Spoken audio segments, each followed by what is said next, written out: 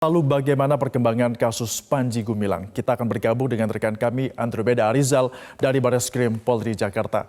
Andromeda, apakah akan ada jadwal pemeriksaan untuk kasus Panji Gumilang di hari ini dan kapan kiranya gelar perkara terhadap kasus Panji Gumilang ini akan digelar? Ya, Febrian dan juga pemirsa, hingga saat ini sudah lebih dari 2 pekan sejak pemanggilan perdana, yaitu dugaan penistaan agama yang dilakukan oleh pimpinan Pondok Pesantren Al Zaitun, yaitu Panji Gumilang. Hingga saat ini Barreskrim Polri belum menetapkan tersangka terkait dengan dugaan kasus penistaan agama ini. Walaupun demikian, memang rencananya dalam beberapa waktu dekat ini pihak dari Barreskrim Polri akan melakukan gelar perkara, namun belum dapat dipastikan kapan gelar perkara ini akan dilakukan.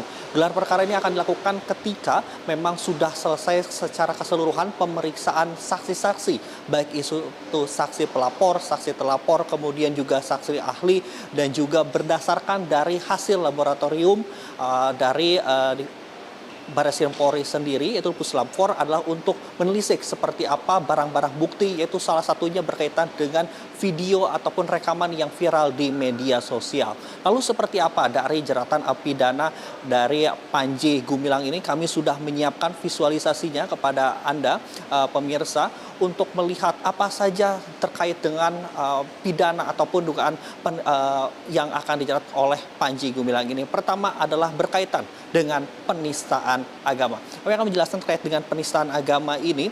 Memang sebelumnya viral di media sosial berkaitan dengan penyimpangan ataupun hal yang berbeda dengan umumnya, yaitu berkaitan dengan saf sholat, di mana terkait dengan saf sholat ini Panji di Pondok Pesantren Al Zaitun ini cenderung berjarak-jarak. Kemudian juga khotib Jumatan ini diperbolehkan untuk perempuan. Kemudian ada 2 pelaporan.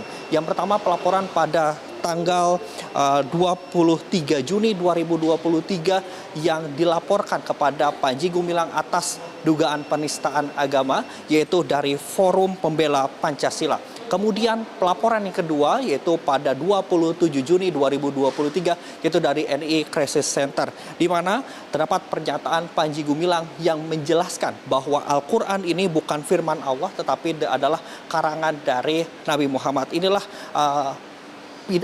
dugaan pidana yang akan menjerat dari Panji Gumilang berdasarkan dari 2 laporan ini. Kemudian tidak berhenti di itu saja, bahwa ada jeratan lain, itu berkaitan dengan ujaran kebencian dan juga penyebaran berita bohong. Dan ini juga ada ancaman hukuman juga lebih dari 10 tahun penjara.